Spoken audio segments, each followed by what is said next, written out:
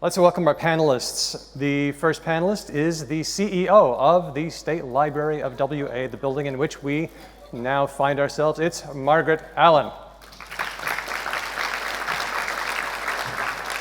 Our next panelist is an associate professor of UWA. She's been at Cambridge, Brussels, and New York City, but now we've got her back. She deals with issues of privacy, technology, and artificial intelligence. It's Julia Powles.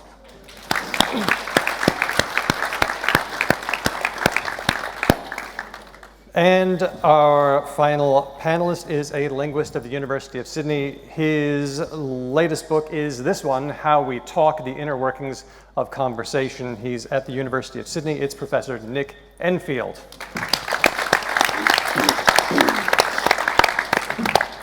Thanks for being here, everybody. Thank you.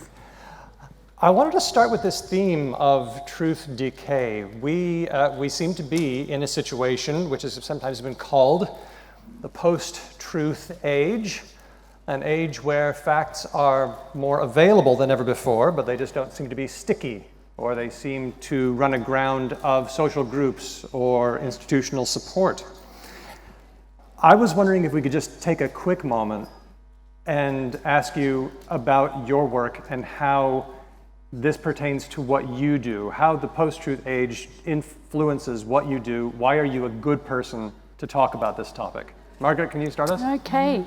Well, I guess that comes to the core of why we have chosen for Disrupted for this year the topic of truth. Libraries deal and have dealt all of our, existence in information, in knowledge.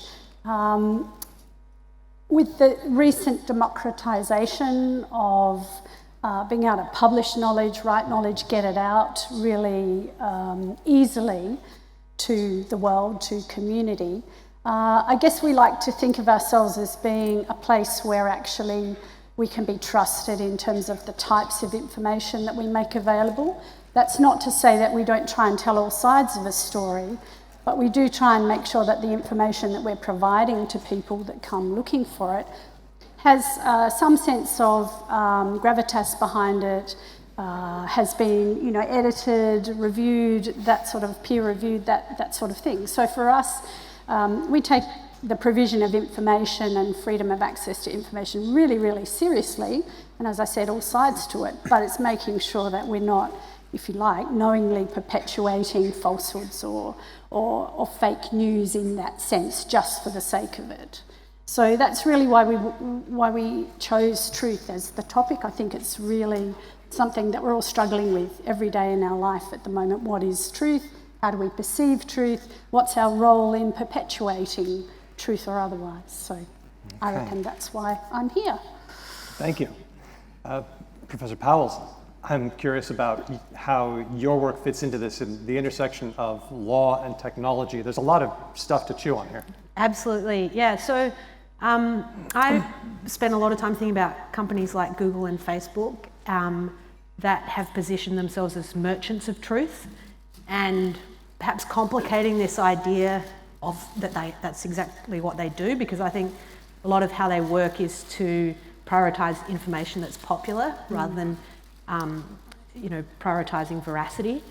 And I think also this notion of democratisation is really interesting. They use it as a mode of evading regulation and kind of the ways in which broadcasters and publishers have had sort of oversight of their claims around truth and ensuring balanced perspectives and so on. So a kind of interrogation of how these companies that I think we engage with every day, they are part of us and we're part of them, and the way that they play into this whole sort of landscape of post-truth and so on. And I was in the UK around Brexit, moved to the US around Trump, arrived here for our election. It's like when it rains and someone visits you, you say, oh, you brought the rain. Well, Yeah. what did you do? Professor Enfield, we're both linguists, so we got a language thing in common, but you're also spending quite a bit of your time lately looking at this post-truth. I almost hate saying the term like it's a cliche or something, but this is what you've been doing. What's that been like? So I'm at the University of Sydney, and we set up something called the Post-Truth Initiative a few years ago, and we were really concerned about the problems that you're mentioning and that you two have just raised. It was after Brexit, it was after Trump, and there was a lot of discussion. Post-truth was the word of the year. Yes, it was. In I think it was 2016. So a number of us at the University of Sydney who were in research were quite concerned about what was going on, and we, at university, we are all about trying to generate new knowledge, trying to discover new facts that are going to be useful for various purposes. And so a number of us got together and said, look, we really need to try to kind of get our heads together and think about what this problem is. Is it affecting us at university? Are there ways in which we can combat it? So we set up the initiative, and in fact, since then we've changed the name of it. So you just said that, I knew it. Post-truth term is somehow, you don't really want to say it. I think that term's getting dated now already. It's, anything that's been the word of the year is going to be dated pretty quickly. And it's also a term that gets misinterpreted and can be a little bit of a distraction, as if truth could ever go away, as if there could ever be a period after truth. So sometimes I think the claim to post-truth is a bit of an exaggeration. Truth's obviously very important to all of us. So the initiative is now called the Sydney Initiative for Truth, otherwise known as SIFT. And we bring together political scientists, media people, quite a few people in the social sciences, but also people in other areas of science who are looking, for example, at things like commercial influences on research in the medical field, or looking at fabrication of scientific publications and the impact that has. So what all of this has in common is really trying to defend and sort of keep sound the basic mission of research. SIFT, that's a very good name. It Do you think suggests so? careful searching. I've been thinking about this topic as we've been going on. I'm not exactly sure where we are. I mean, it does seem frustrating, like people don't care about facts sometimes, or that facts maybe are known, but they're not sticking somehow. But this has always been the case. People have always enjoyed delusion. Sometimes delusion has always been more popular over facts. People have always formed what I call communities of unreason. And in fact, these communities have been, in the past, much more popular than they are now. People used to define themselves according to their communities much more than they do now. At least the community that someone might belong to now might not have a name, and they always had names before. So are we really dealing with a different situation now? Or is this just more of the same? If we're living in a post-truth age, what's different now than how it's always been? Oh, stop them. Oh, man. Who are you asking? I'm sure we all... I'm asking everybody. Don't all break in at once. Okay, I'll go. I think probably what is different is the communication channels, and technology, social media has made it probably much easier to connect with those people. We know that Google, Facebook, they tailor what you see. They give you what you want to see. They don't give you the alternate facts or the other view. So it's much easier, I think, to find that community of like-minded people anywhere across the globe, as opposed to perhaps just in your local neighbourhood. So I think technology has changed the way these groups can come together and form, and how they can get their message out. Because in a way they continue to preach to the converted because of the way the algorithms work and refine themselves, and just that echo chamber.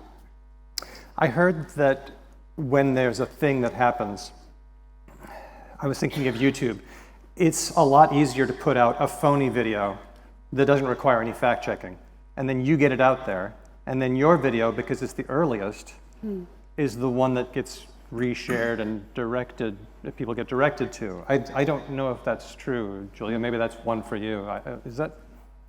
Yeah. So I mean, it's interesting. I do think there's a long history to the appeal of delusion, and some of my colleagues who work in misinformation have looked at the ways that particular groups have really played on our selective outrage about certain topics to maximise their message. And there's a way in which I think there's a real obligation on traditional media channels to ensure that they're not just they're in that same chase to be the first, and that they're not just picking up and amplifying messages that are designed to go at large. So I worked for some time at the Guardian newspaper, and there were lots of debates around the ways that in covering terrorism incidents, for example, how you would ensure that it is the thing that we want to be selectively outraged about, but how do you ensure that you don't, in that process, amplify recruitment strategies and so on. And so there's this concept of strategic silence around certain issues to ensure that now we have many sort of far-right commentators, some of whom were in that sort of Brexit phase and then have been in the US, and they have messages that is designed to get kind of clickbaity titles and so on. And so how do you respond to it to cover that but not amplify it? I think it's really challenging. And the dynamics of how the traditional media sort of interplays with it is very complicated. But doesn't that take just an uncommon degree of restraint to sit on it and to be moderate when was it Mark Twain or was it Nelson Mandela who said that a lie can be halfway around the world before the truth has got its boots on? And boy, being able to just take things calmly and deliberately at an established news outlet must be really difficult when everyone else is rushing out their pieces, maybe some of dubious veracity. How do you, is there a frustration among those who do this business? Yeah, and I mean, I saw the way that the team would try to ensure that stories that were important got attention at the same time as you had the stories that people want to click on. It's a great battle, I think.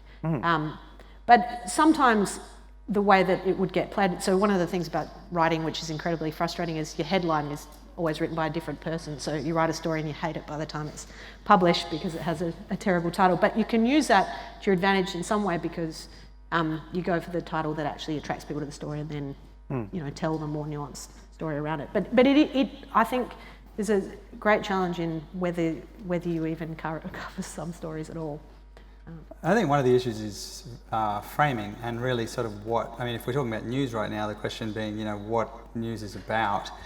And part of the problem is that it's a lot of the time about entertainment. It's about, you're reading something for fun or passing something on to someone else to make them smile or get them sort of outraged or whatever it is.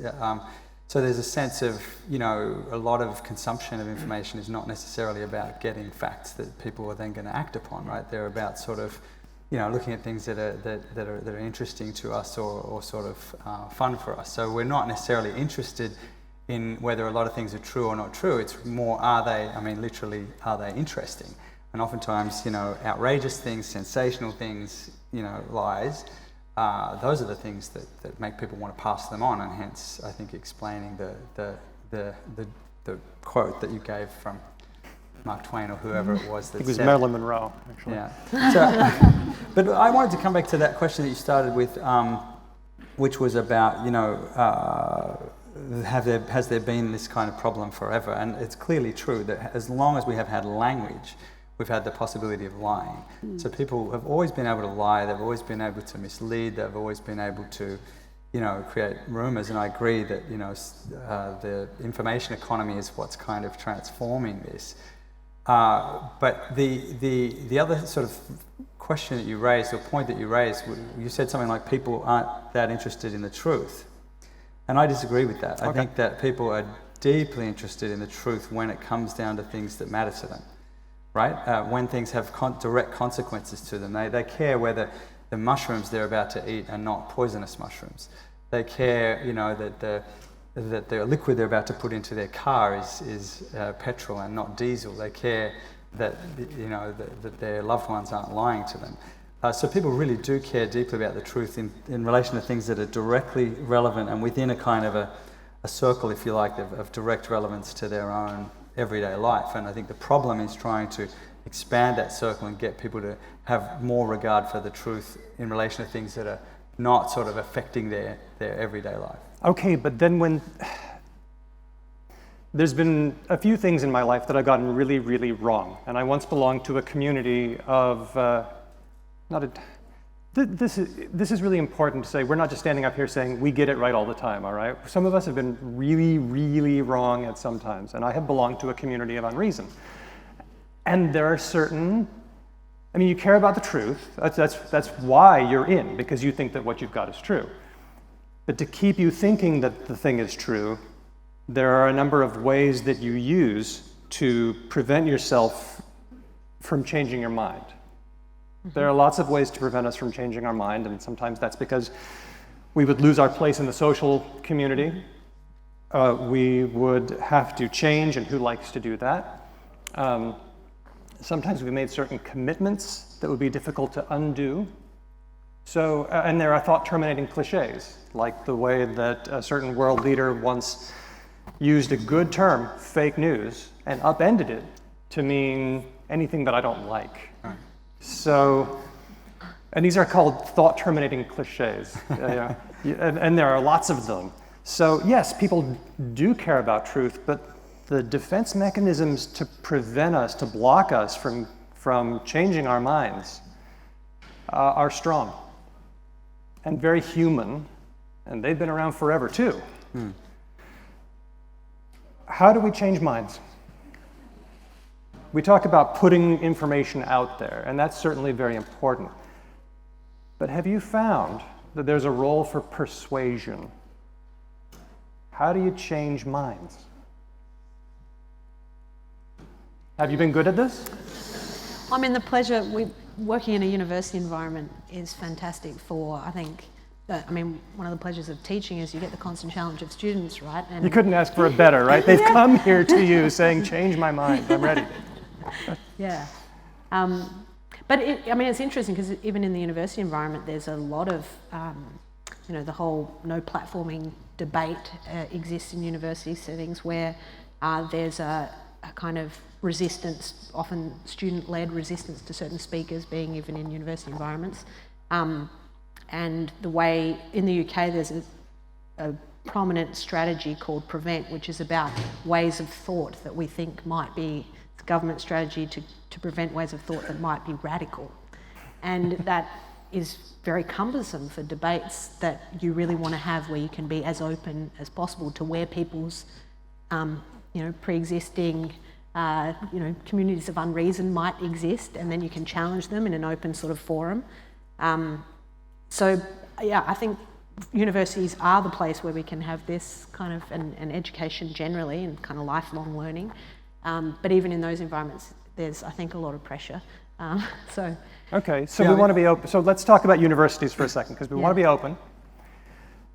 We want to have a good exchange of ideas, because we have this idea that by having free and open exchange of ideas, that the best ideas will float to the top. This is not true. What if this was untrue?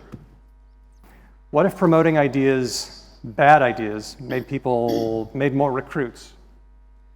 Because I think this happens. There are different ways to kind of approach. There's a difference between, you just asked how do you persuade people. So I think one way to go is, you have a culture of intellectual humility that exists in an ideal sort of scientific environment.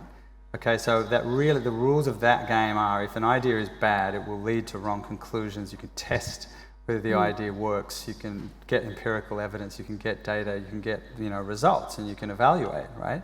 And if you it's a proper, context of intellectual humility, then you go, gee, I was wrong. I revised my, my belief, and we proceed. So that's one kind of a game, if you like, that we can play, and that's what universities are about, and that's what research is about.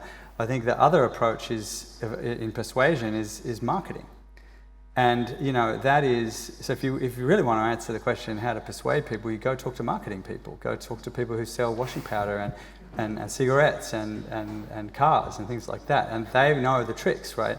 And that's a different game. That's a game that says, the truth is not what matters here. What matters here is, can I get people to change their minds and act upon that new belief, like this is the best car, or if I have this car, people are going to like me, or I'm going to be cool, or whatever it is. And what you're doing is changing people's minds in order to act in some kind of way. So marketing is get them to open up their wallet and pay some money. So that's not what. That's the end of the story in marketing in a way, and then they'll drive their car around or show off their gear and other people will want it. But, the research culture is different in that way. That's a true, if it's working right, it's a true culture of intellectual humility where you want to be challenged by views that aren't the same as your own, where you want to expose your beliefs to being tested, you want to be skeptical about them, and then, either defend them successfully, and of course that feels good, or acquiesce and say, actually, I was wrong. And actually, that feels kind of good too.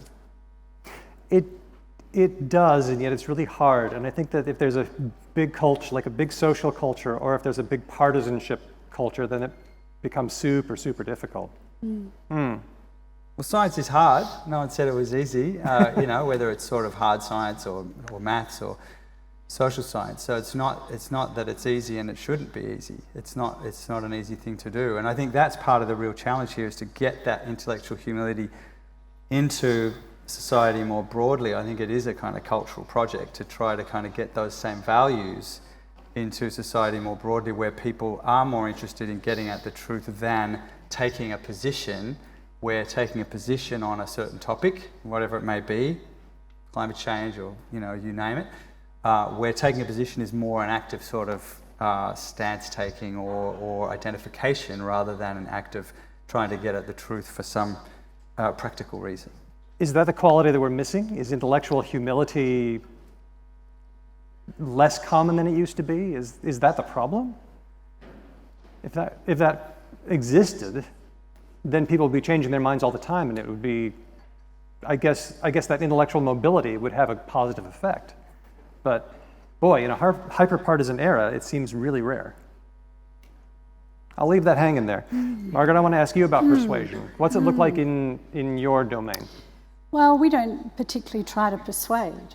We try very hard, really, not to be the judge of what's right, wrong, or maybe, in that direction. So for us, it's really around supporting people to find information, to find the information that they need, and the information that tells a number of sides of a story, because there's always multiple sides.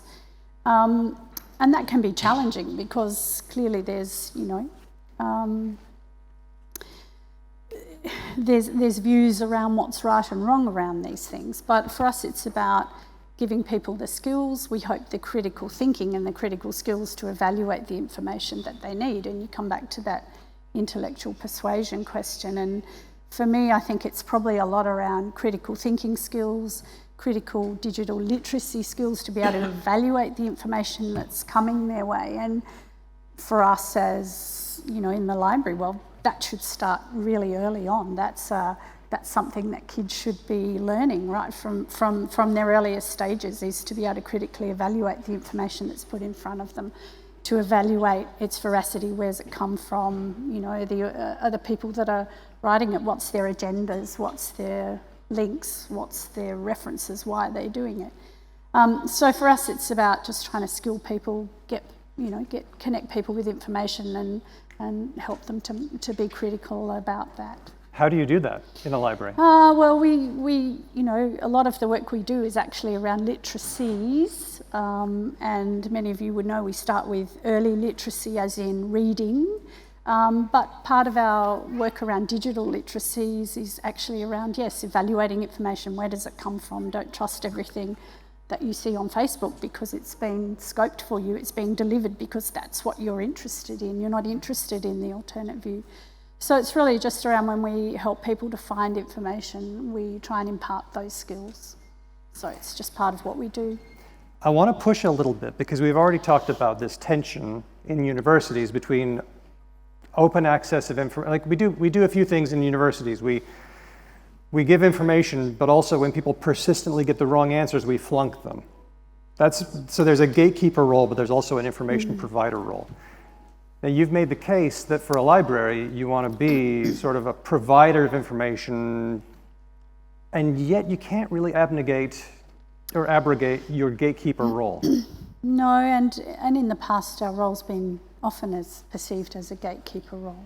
And yes, we are gatekeepers to an extent because the information that we make available, we want to make sure that it's come from a trusted source, that that there is research behind it, that there is the sort of editorial oversight, and that's where the challenge is with the democratisation of information and publishing. Anyone can publish anything, and it can be given veracity by mechanisms outside that traditional way in which information was curated, collated, published, reviewed.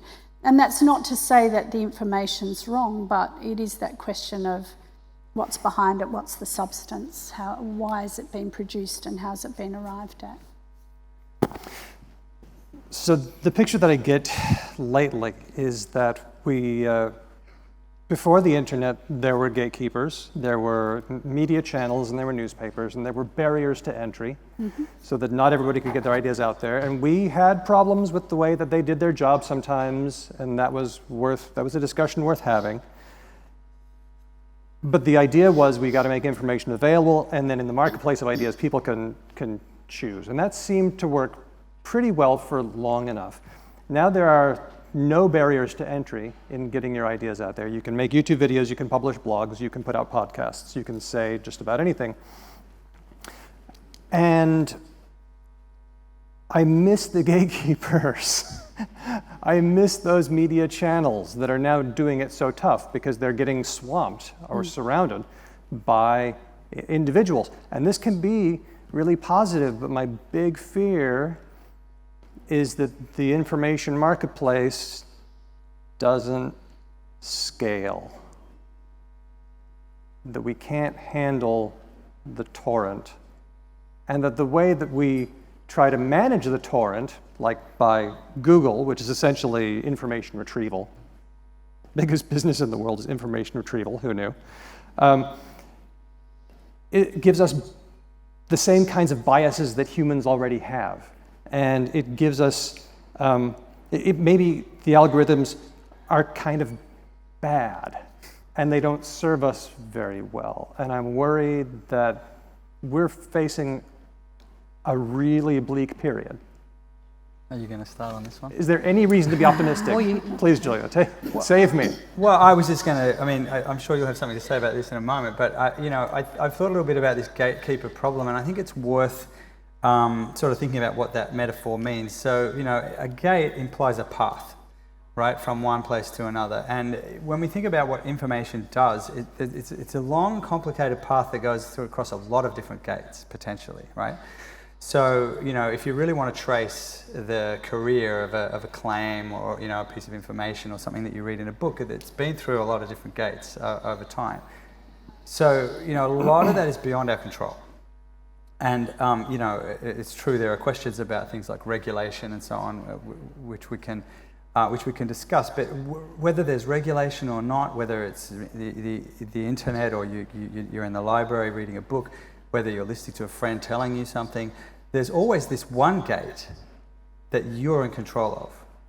And that's you, your own attention, your own mind, your own understanding of what's coming in, and your own decisions about what you're going to do next about that. Are you going to pass that information on? Are you going to act on that information?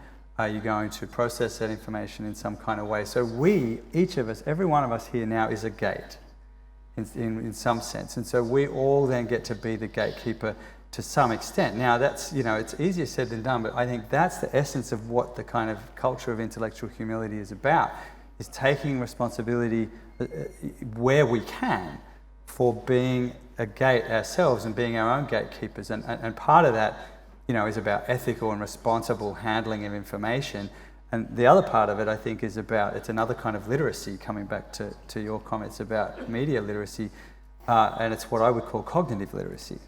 It's about understanding our own cognitive foibles, understanding our own habits of attention, understanding why we get attracted to certain types of advertisement and not others, understanding why academic publications are hard to understand and, newspaper articles are easier to understand. There's a lot of features that we can actually learn about and become aware of our own mental habits, if you like, that make us much better gatekeepers to control this kind of flow of information in the one place where we actually have control over it, and that's as individuals.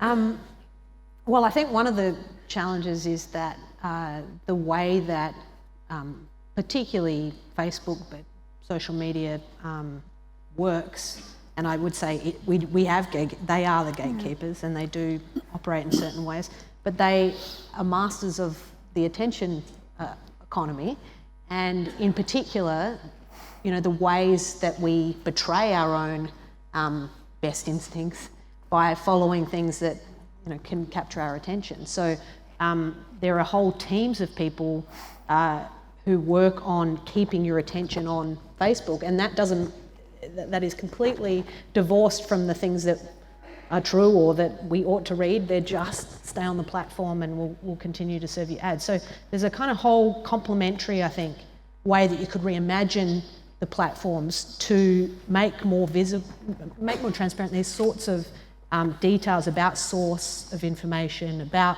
why it is that you're seeing particular stories, what it's trying to achieve in sort of surfacing a particular kind of information diet. And then I think if we really were the gatekeepers, the sort of next wave, I think, of the platform would be, you actually don't just defer to one broken algorithm, but you have a choice on the way in which information is categorised. And perhaps, I think that there's a good argument in a platform like Facebook, you could have, say, 10 different, choose your own algorithm between 10 different modes of organising information, where you could say, well, today I know that I tend to read this kind of news, but today I want to see, and it's always instructive when you do this, the kind of news that people who follow this political perspective are reading. And the same stories side by side, so you can really see from traditional outlets how the same facts are presented. The problem is motivating people to do that, right? So, if it is entertainment, a lot of people,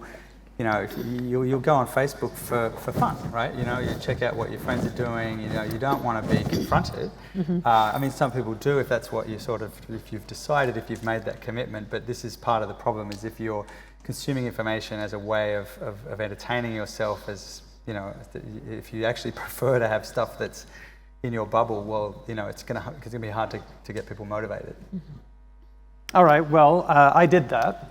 There was a thing on Facebook where I think it was called Red Feed, Blue Feed or something like that, because I tend to travel in American circles. I don't know if you've noticed. I have an American accent. But I did take a look at what people on the other side of the aisle were reading, and it was absolute garbage. I've never been so disgusted. The kinds of garbage those people want to read was utterly offensive. Am I doing it wrong? Yes. Because okay, I'm going to press this. I know that I don't think everything right, and I know that I have been really, really wrong before. But boy, after doing that experiment, I came away thinking, I haven't been too hard on these people. I've been far too generous. And I know that the tendency is, and this is kind of my mindset as I was preparing for this, I was thinking, changing your mind, fighting truth decay. That's really good for those other people. Not necessarily for me, because I think I'm not all right all the time, but I'm about 70 or 80% there. Okay, but now I'm realizing, I could be wrong about a lot of stuff, and I could change my mind on.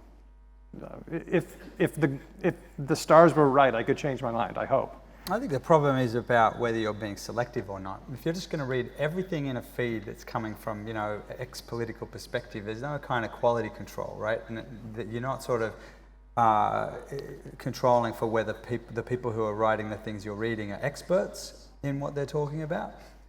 So I think that, expertise is one of the real kind of issues here, and it's one of the victims of this whole trend, really, is that if you can get on the internet and voice your opinion and talk about what you believe, then everyone's an expert. Therefore, nobody's an expert, and that's one of the big problems of all of this, is that our trust in expertise has gone down and down and down. And people up here have been talking about trust in journalism, but trust in whatever it is, you name it. Why should I believe the doctors who say that it's smoking's bad for you? Nigel Farage said it was fine. So I'm going to keep smoking. And I think that's one of the real problems, that if you were really going to try to challenge yourself with views from a different political belief or what have you, the first thing you'd have to be able to do would be to take steps to make sure that the person who is espousing those beliefs for you to consume is actually someone who's well informed, someone who's actually using proper habits of reason and argumentation, who's not just giving you an opinion. I mean, there's got to be this level of quality control. So it's not a simple matter. It's not just a matter of go and consume anything that's being produced by someone of another persuasion. What if they're not? What if the best thinkers on the other side of the aisle from me are not good reasoners? What if there really is no there? I have begun to suspect this. Am I wrong? I'm being really revealing here. What would that mean? So, I mean, it might mean that, so I think it's widely held that human beings are capable of reason and capable of argument, capable of taking on information and processing it and coming to conclusions. These are things that we can all do if we apply ourselves. So, we know that there's sort of individual variation among the capacity that people have for doing that, but are you implying that, people of the other political party actually have worse reasoning abilities and they're less capable of actually applying reason? Well, in my home country, there's one party that wants to help people, I think, although imperfectly. They may be a bit silly sometimes, but they really do want to govern. And the other side seems bent on the destruction of everything. That is the way I see it, and I know that my view is partly a function of the media I consume, but also in my fair-minded moments, I try to say, okay, what if I'm wrong? And I just don't see it. Well, I think maybe others can comment on this, but this is a rather sort of catastrophizing kind of interpretation of what other Nick, people here we are. I think this is going back to the point I was making earlier on about sort of putting things in perspective. If you just read a Twitter feed from somebody, or if you just read Facebook posts by somebody, then you're going to get a sense that they want to destroy things, or some sort of view like that. But if you go to their home and you look at how they're dealing with their kids, or you go, to be with them and their families, or look at what they're doing in the workplace, then you're going to see variation across people and how they are. But people are still going to be interested in things like, is this food that they're giving to their kids good food or not? And that may or may not kind of correlate with other sorts of political beliefs and so forth. But life is much, much richer than what we put in our online life. Okay. Right, and I think it's really crucial to not forget that and to keep that, in mind when we talk about how interested people are in the truth or the quality of the things that they say or think. Okay, so Nick is talking me down a little bit here. Julie, I want to go over to you. Maybe you can talk me back up again, because you focus on AI and tech and things. Can you tell me something about the way that our tech companies like Facebook, Twitter, etc., the way that they work, are they doing better, or are they still engaging in shocking practices? I know that they're starting to take on, for example, fake news. I went through an airport and Facebook was running a big ad saying, fake news is not our friend. And signaling an intention to begin gatekeeping a little more strenuously. Is that true, or is this just marketing? Yeah. Well, I think one of the dynamics about the relationship between tech and traditional institutions and individuals is actually that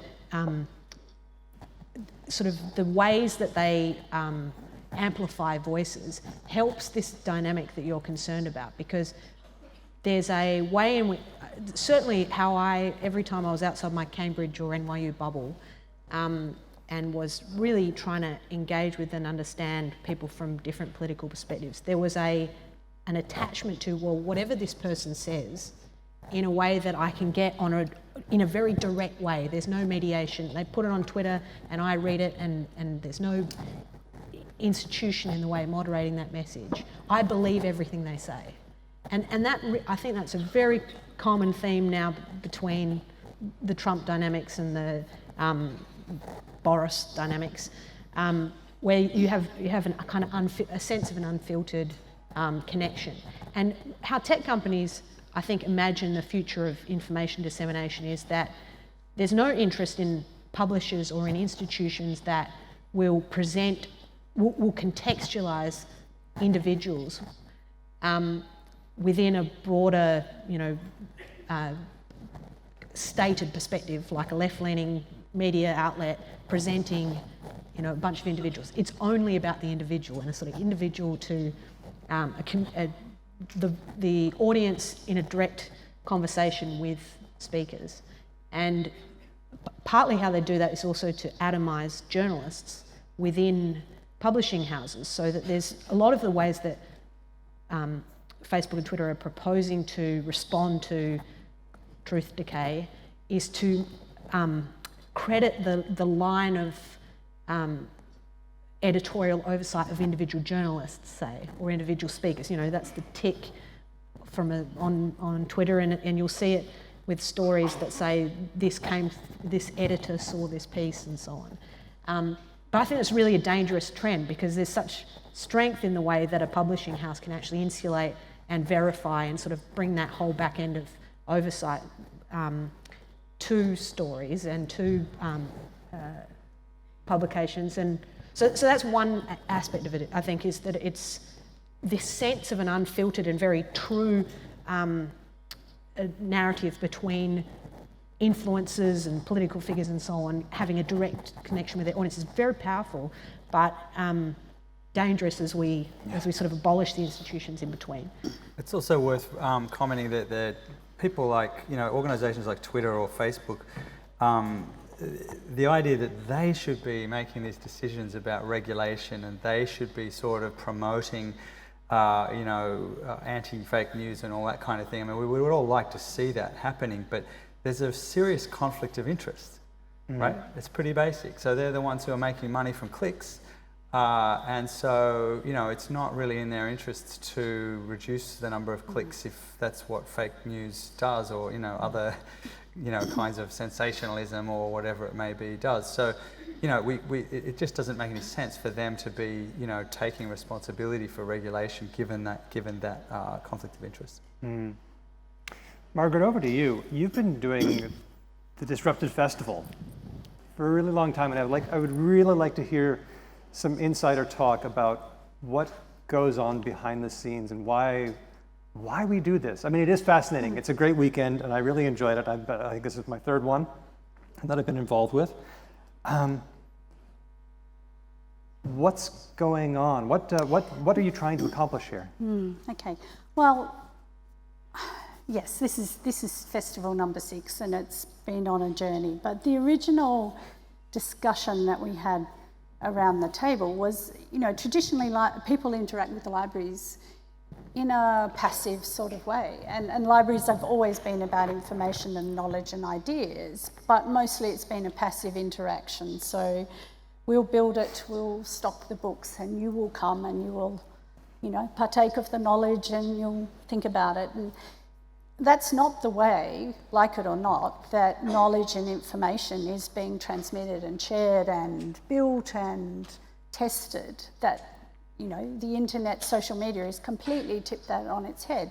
Yes, that still happens, but it's not, for a lot of people, that's not how they get their information, right or wrong. So it was really around, well, how can we, in a way, take the ideas that are inside our collections and find different ways to engage with people around it. So this is how Disrupted was born. It was around just thinking about particular topics that might be of interest. And I think truth, if I look at the people here over the weekend, truth is really struck a chord, I think, in terms of it's an issue that we're all grappling with. So what's a topical thing? What can we do? How can we engage people in that? Luckily, a lot of the speakers that we have are authors as well. So, we're also promoting that really traditional role around books, and books are still very much at the heart of what we do in reading. But it's also around other ways with which we can engage in the ideas and knowledge in our collection and enable people to think about it and make up their own minds. And is it doing what you want? I don't know. I think that's not a question for me. I think it's a question for the audience, honestly. Is this the sort of thing that you want us to do? Is this what you expect your library to do? Thank you. Then let's bring it back to the individual. One of the things that I really like that's coming out of this discussion is the idea that the tools of reasoning, the tools of thinking, are not things that you take out and beat other people with. They're things that you really have to use yourself in your private moments. You've got a mic. Give us some help. What advice would you have? And if you want to dip into your own social media behavior, I would love to hear about that, because this seems to be about social media a lot. How do we, each of us as individuals, make the step to making the changing of our minds less painful? And maybe how can we influence others in our social sphere? I'd say one way to start is to not be too impulsive, to sort of take a moment, particularly when it comes to sharing things and liking things and so forth, pause for a second. Because one of the things that I think is one of the most important kind of problems that we have with our kind of reason is this thing called confirmation bias. And that is where, we have a certain belief, we tend to hold beliefs, we come into a situation holding a certain belief, and we're always looking for evidence to support that belief. We're never looking for evidence to go against that belief or to make ourselves, change our minds. And this is one of the things that we really have to, that's what science is about, is really sort of not seeking to confirm what we already think, but seeking to disconfirm it. So some of the sort of slip-ups that you see on social media are often based around something like that. So an example is from a retweet that, or a tweet that the author Decay Rowling did some years ago of a very short bit of video of Donald Trump in the White House greeting some guests. So there was a kind of a family and some people, just sort of, some adults and some children standing in the Oval Office, and he was kind of greeting them. And it's just about like 10-second clip. And in the clip you see Trump walking along, shaking the hands of people. So he's standing up at full height. And there's a little boy in a wheelchair who is holding up his hand to Trump, holding up the hand, and Trump, it doesn't look down, doesn't look at the child, just keeps shaking people's hands and just walks off, holds his hand out, leaves the room. And J.K. Rowling tweets this little clip and says, "Look at Trump. This is the one who mocked a disabled reporter, and he won't even touch this little boy in a wheelchair as if he's afraid to catch his condition." Boom, and it gets tweeted to, I don't know how many 100,000 followers she has. It gets retweeted 50,000 times. And within a very short time, it turns out that if you look at the slightly longer clip, don't get me wrong, I'm not defending Donald Trump, but this is, it's important to get our facts straight, right? If you look at a slightly longer clip, which includes, 5 seconds, 10 seconds prior to that, Trump actually comes into the room, looks at the child, gets down, shakes his hand, talks to him directly to his face, gets back up, and then the clip starts that J.K. Rowling circulated.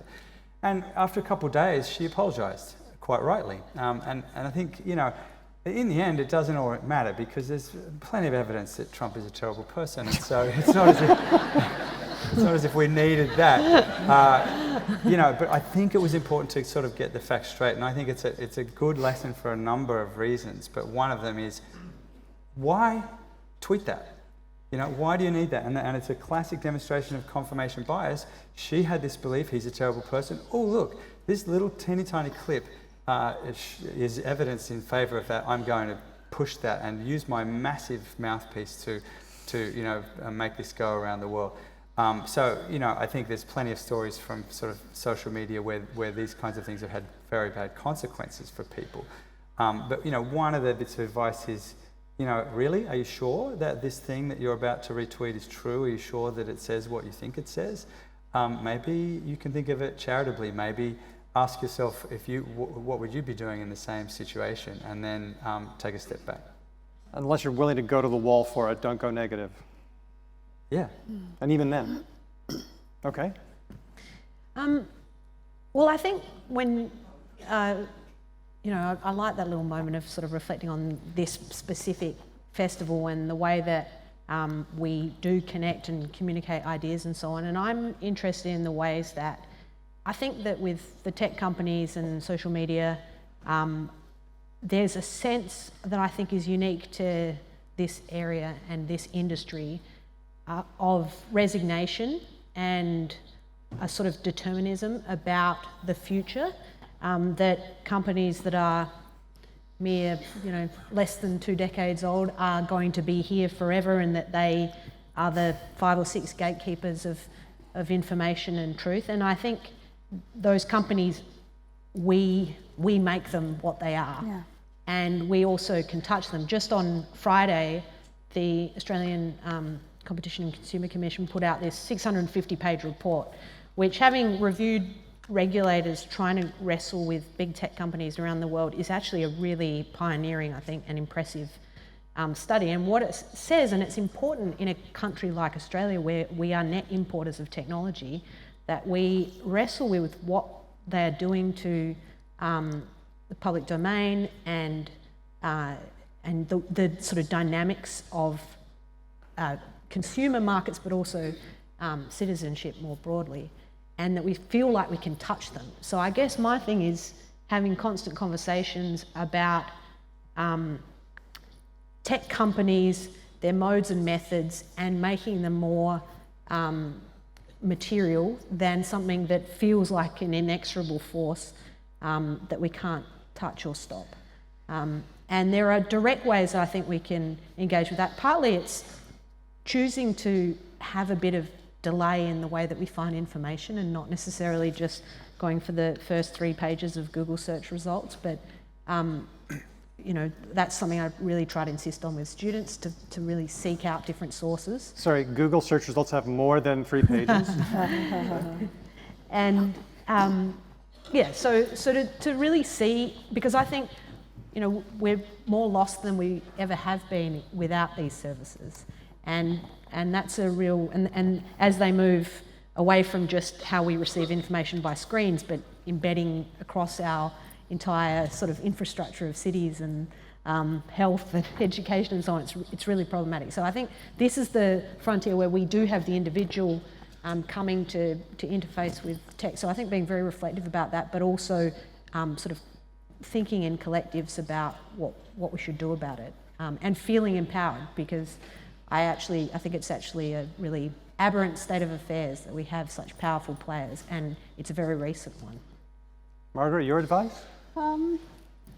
Gee, I'm probably one of the worst people to ask because I don't use Facebook, I don't use Twitter, I don't use... Having said that, I occasionally lurk, but I don't have an active profile.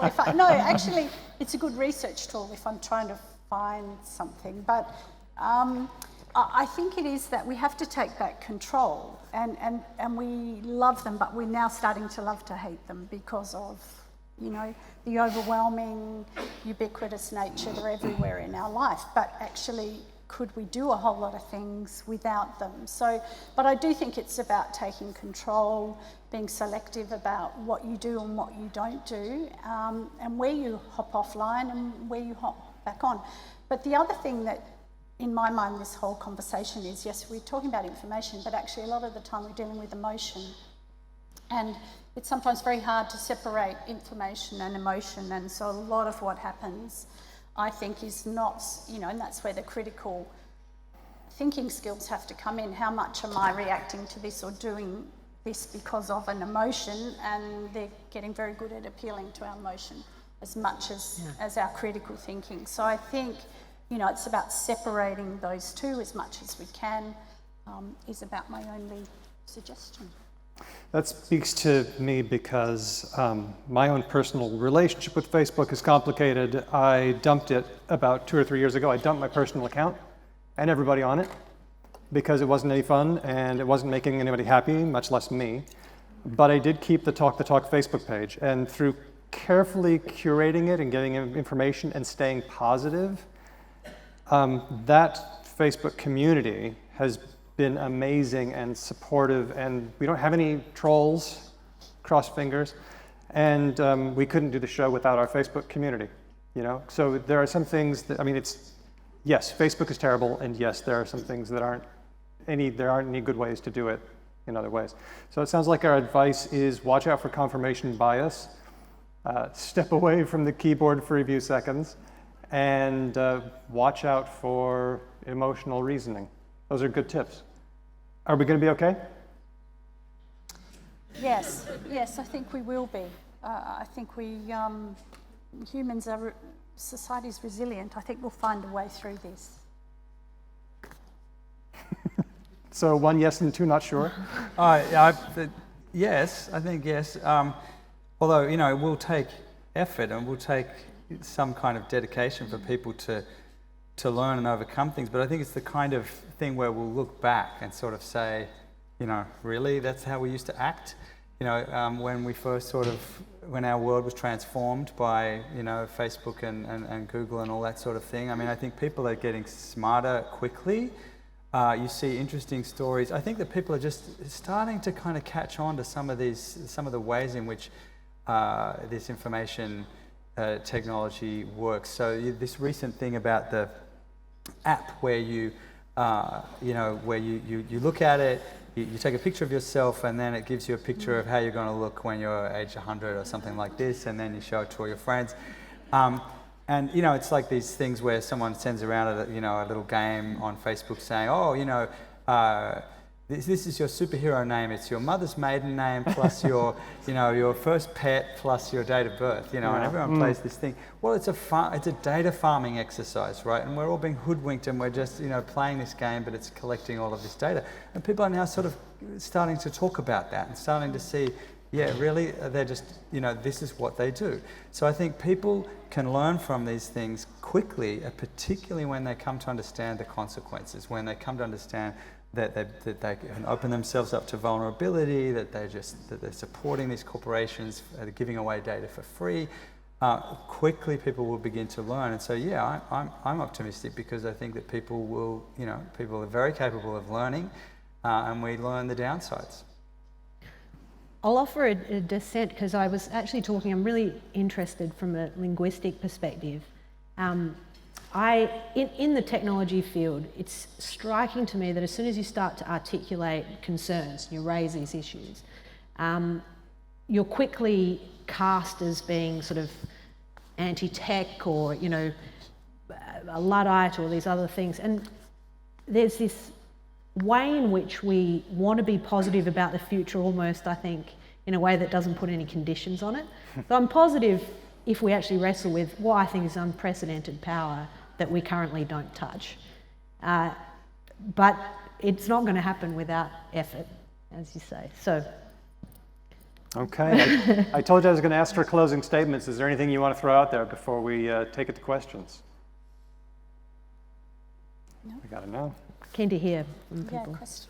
I would merely just sort of reiterate and emphasize the principles that I think we need to apply that are really more cultural than anything else. And one key one being intellectual humility, being quite happy to be wrong, and putting that as one of our highest values. And so therefore, adding to that a principle of charity, which is where we look at the things that other people are saying and think, well, what would I mean if I was saying that? And actually look for value in the things that we're hearing. And I think those kinds of, if we can take those steps in terms of our values around information, then I think we're going to be in good shape. You are way nicer than I am. Let's thank our speakers and let's take it to questions. Who's up? There are folks who are floating around the room with microphones. Just raise your hand and somebody will put an electronic device into it.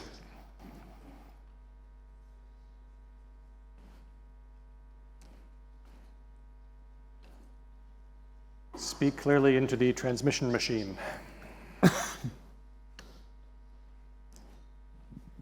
Hi. So you talked about truth not being in the business of persuasion. And there's a concept, particularly in marketing, that reality is perception. So you spoke a lot about the need to have gatekeepers and for people to actively look out for persuasion, I guess, in fake news and the news that they're consuming.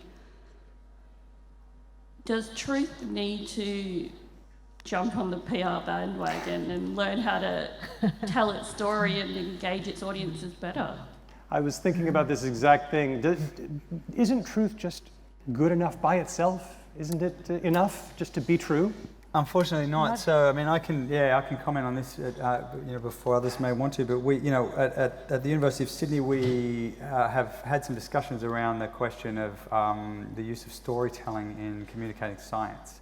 So, this is, communicating science falls prey to this problem because you'll often get sort of hardcore scientists saying, here's the facts, here's the information, read it, that I've done my job. And others are saying, well, sorry, you've got to, people don't just digest these things and people need to know these things and we've established that they're true, we're experts. So actually what we really should do is exploit those marketing tricks and get people to sort of understand them and be motivated to understand them. And so there's a movement within science to say, use those tricks, use storytelling, use engagement, use these kinds of, emotional sparks of emotional interest and so forth. So it is more effective. Of course, the question then is, is it ethical? Is it proper for science? You've got to be sure you're actually right before you run around trying to persuade people. But we're trying to persuade people anyway, right? Even though scientists are never 100% sure of what they believe, they can be very, very sure, and they can believe that something's very important. So tricks of persuasion, I think, do have a place.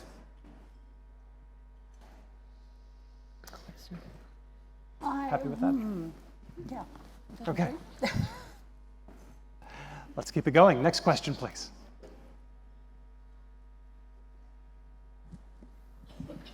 Hello. Thank you very much for your comments. You're obviously all highly educated people, and most of the people in this room would be interested in education and be reasoning and thinking people. But generally, the people out there, I feel often, no, that didn't sound very nice. It amazes me how many people in the wider community get taken in by propaganda. Now, you've talked about confirmation bias and tunnel vision and all those things. I understand the principles, but why the people out there that do soak in propaganda because it suits whatever their bias is, and it's so large, it affects politics particularly, and the spread of religion and other forms of influences, that it worries me greatly. What can we do about it?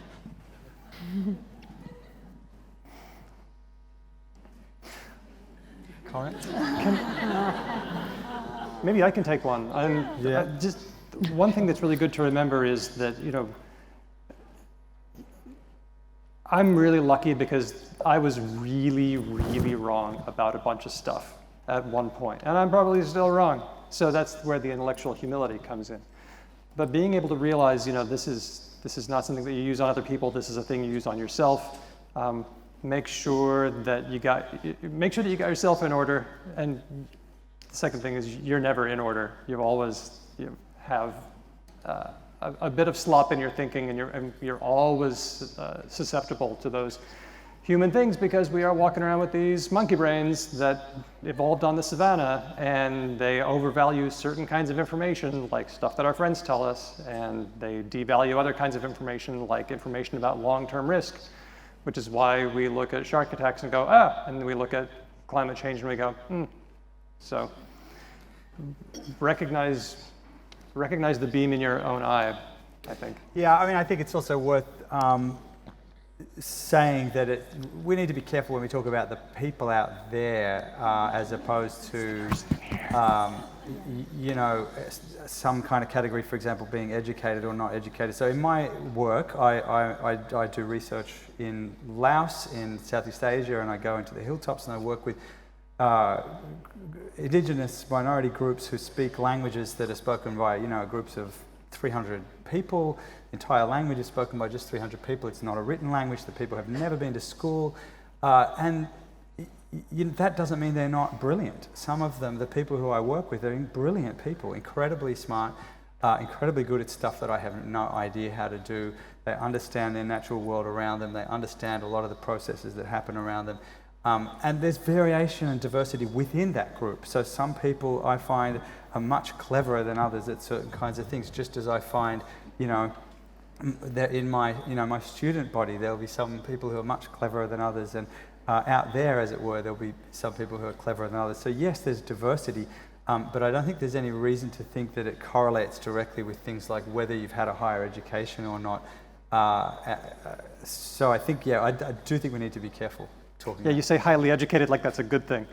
It is a good thing. It is a good thing. It's also good to remember that people sometimes believe bad things for good reasons, and people buy into a story that gives them a place, and we all like that stuff. We all want to be leaders in our group, and sometimes if you're in a community that believes something wrong, sometimes that's because you're acting on perfectly normal human desires. Sorry, anything to add there for that one? Emotion and survival, and there's a whole lot of things come to mind around why you might choose to believe something as the truth as opposed to something else. And education, I would think, is one factor in that complex environment. Have we got a bit more? Oh, sorry. I would just follow up and say that you mentioned this sort of evolution of the human mind, and I think it's really important to emphasize that one of the strongest pressures on the evolution of the human mind is the social world. Yeah. So we know that we had to learn how to use tools, and we had to learn how to run away from marauding mammoths and things like that. But actually, by far our sort of greatest pressure is understanding human relationships, working within very complex societies. And so things like signaling that I belong to this group as opposed to that group, those types of instincts are very, very important for our survival. So I think those help to explain a lot of this emotion-driven, partisan-driven use of information that we're talking about. Oh, I've got an idea. Then why don't we do a thing where we get all of our news from what is essentially a social network? That would be a really good idea, and nothing bad could be happening.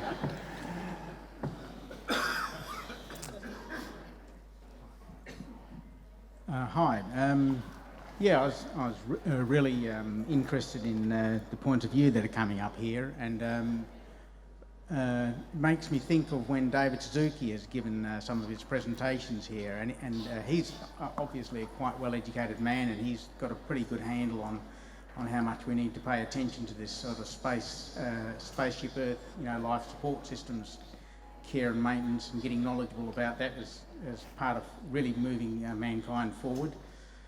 So I think there are priorities about what we should get smart about, and getting a part of, having the core business, or not just balancing the budget, but really putting the environment as part of the triple bottom line accounting thing, making that real, it is an important consideration of how well we think of our people getting the right picture. Instead of just saying, oh well, there are all kinds of people and so on and so forth. The priority is we need to relate to each other with respect, but also to the things that give us life here. Life support system. So, what are your thoughts, perhaps, on this relationship thing, needing not just to be good with people, but with the stuff that actually allows us to stay here? Because a lot of we don't seem to know how to say that this is really, really important, and without that, none of the other games matter. Economics doesn't matter, human relationships don't matter, if we don't devote a bit more time to this fundamental relationship between us and the world that gives us life. Comments? Agreed. I think it follows from what we were just saying. Yeah. Yeah, and I mean, one of the changes that happened at The Guardian when it's reporting on climate change is that it's banned now the term climate change. It says climate crisis. But it's been a decade-long struggle on how to report stories in a way that appeals to people, and trying lots of different strategies. In fact, I think we haven't really talked about the medium of podcasts, but on that level where it's a very different communication that happens when people are feeling a very direct connection between a speaker and an audience. I think more exploration is kind of the oral power of storytelling and that sort of very intimate experience that you have when you hear stories. So there was this fantastic climate change series that they did, and it was this is the best podcast series that The Guardian ever did. And so that's one direct mode. I guess just a quick note on the technology and social media and so on. An element that's never mentioned about our reliance on getting information through Google and Facebook and so on is the sheer environmental cost of that. Cloud computing now occupies a significant proportion of the world's energy costs. As we move to more, we talk about technology and data and AI as if they have no environmental costs, and they have a stupendous one. So that's an aspect, I think, that always needs to be kept in the conversation about social media, and a good one to keep hammering. Just a few notes before we go. Dr. Carl and Professor Alan Harvey will be coming up very soon to talk about the physiology of your brain and how reliable is our memory.